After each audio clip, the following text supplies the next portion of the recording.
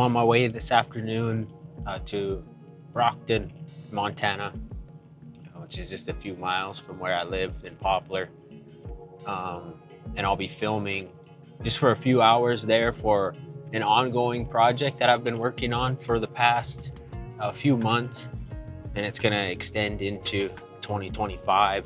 But the project, kind of revolves around three traditional Native American stories, I guess, that are pertinent to my reservation where I live in Fort Peck.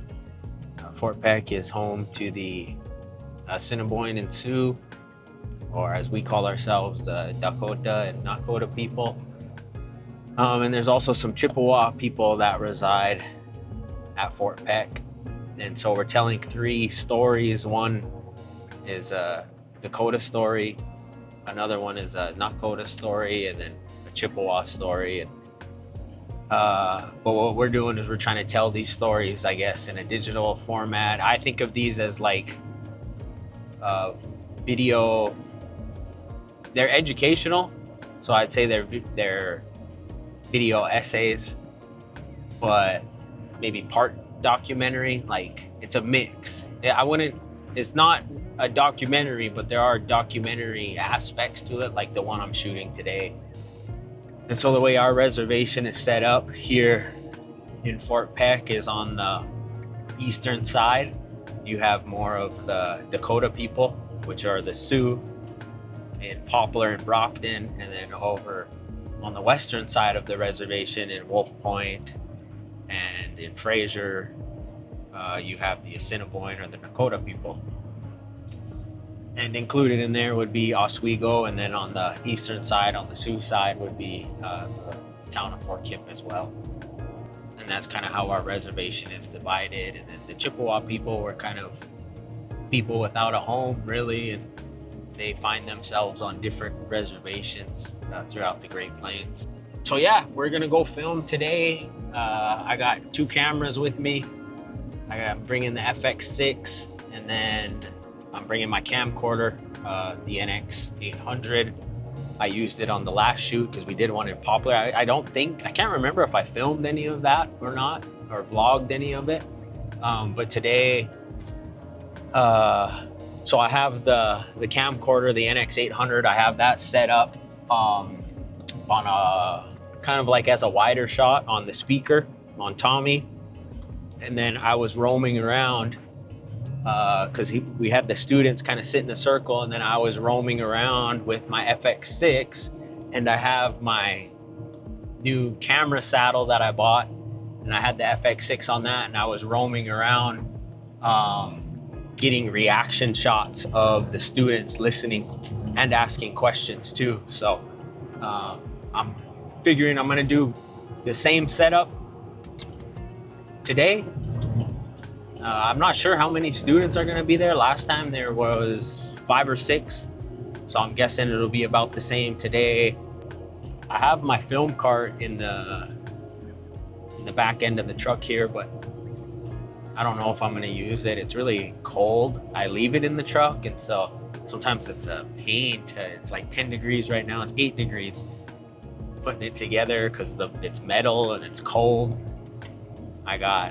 So I have my bag with the FX6 in it. I have my bag with the NX800.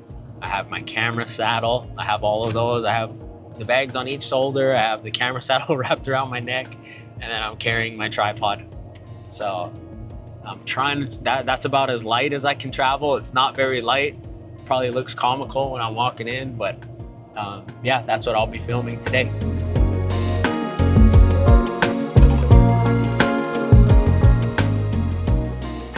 This is kind of like carrying all the groceries in one shot. I didn't want to make 2 trips to the truck, so I carried everything in one go. And I'm familiar with the Brockton school, so I know I didn't have too far to go. So that was another factor in me not bringing my film cart in. And so like I mentioned, I put the NX800 on some sticks and had that continuously recording our presenter. I had him wearing a lav that was transmitting directly to the camcorder. And right here, I'm just talking to the students, letting them know that what I'll be doing, that I'll just kind of be floating around and that the camera might be pointed at them, but to just ignore me and pretend like I'm not there. And then I went around with the FX6 and just gathered some reaction shots of the students, as well as like some alternate angles of our speaker. The lens I went with today was the Sigma 24-70. I haven't used that lens in a while. Just because I needed the extra reach, as opposed to, I thought about using the 35 G Master, but that zoom, I really needed that. You know, a few months ago, I decided that I needed to figure out a way to make holding my camera more comfortable. I've often had people that I'm working with, you know, take behind the scenes photos, and sometimes they'll send them to me, and oftentimes I'll look at them and I'm like, bro, do I really stand like that? And if you're shooting handheld, you know exactly what I mean. Holding a camera for extended periods of time can be very tiring, and you'll feel it the next day sometimes if you're holding the camera long enough. So like I said, a few months ago, I decided I needed to do something different. So I started building out a shoulder rig for my FX6.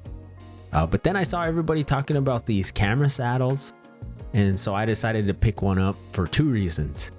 One, they seem to be cheaper than building out a shoulder rig, and two, it just looked more comfortable than a shoulder rig, at least to me. Now, the only downside is that although they're extremely light, and mine is, they do take up a lot of space.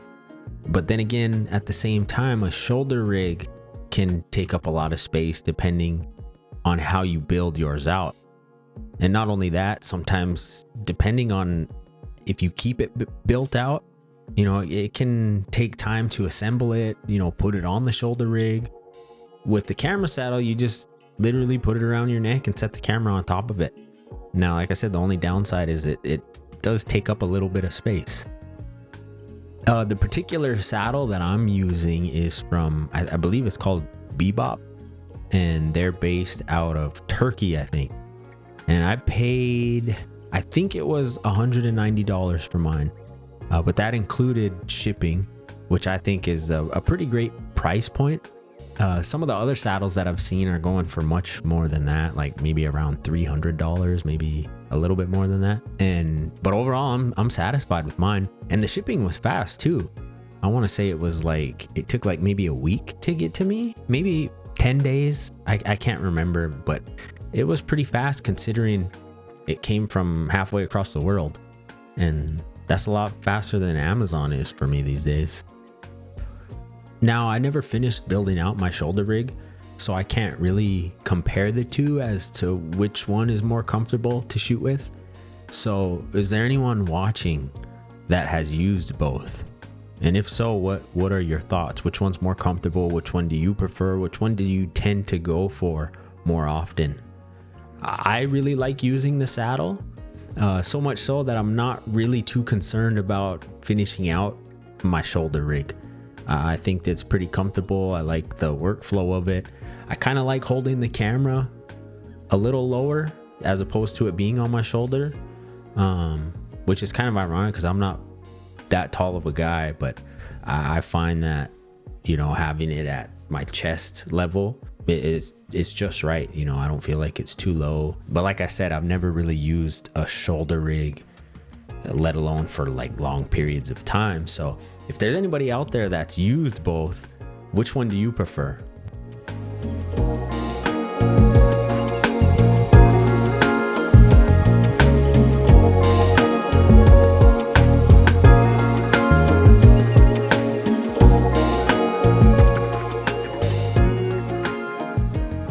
Hey, so with the end of this vlog, that means I'm officially caught up on all of my vlogs that I've recorded. Now when I post, they won't be, you know, from months ago. They'll be recent. And I finally had a job last night. I didn't have anything from like the middle of December all the way through January, so it feels good to get back to work. All of my vlogs now will be current. All right, thanks for watching. Bye.